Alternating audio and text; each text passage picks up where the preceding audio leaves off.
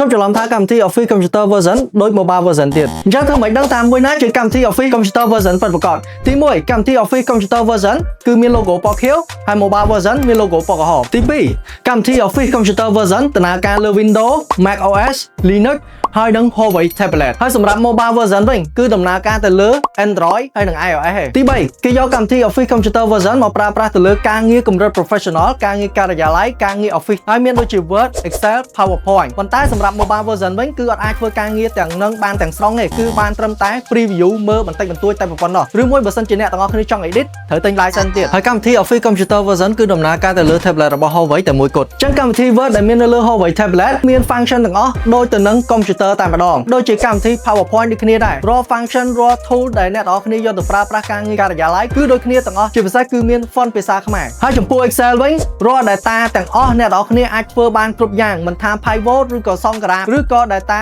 report ចំណូលចំណាយគឺធ្វើបានទាំងស្រុងអញ្ចឹងចំណុចពិសេសទៅលើកម្មវិធី Office Computer Version របស់ Huawei ទី1គឺមានដំឡើងរួចជាស្រេចនៅលើ tablet ទី2គឺផ្ដល់ license ជូនអតិថិជនពេញមួយជីវិតមិនបាច់ភ័យរឿងក្រែកហើយមិនបាច់បារម្ភរឿងមានមេរោគទី3គឺមានដំឡើង font អក្សរខ្មែរជូនអតិថិជនរួចជាស្រេចចំណុចទី4ក៏អត់មានក្រុមហ៊ុនណាធ្វើបានដែរគឺ Huawei បានផ្ដល់ជូន accessory មួយឈុតតែម្ដងគឺមានទាំង original keyboard original pencil និង original mouse ហើយក៏មានកម្មវិធីកត់ត្រា Huawei Note និងកម្មវិធីគូគំនូ Go Pen ដែលជាគូប្រកួតជ័យរបស់ Procreate ដូច្នេះអតិថិជនអាចទិញ tablet របស់ Huawei ដោយភាពជឿជាក់ហើយ tablet របស់ Huawei ដែលមានកម្មវិធី Office Computer Version មានតម្លៃចាប់ពី$299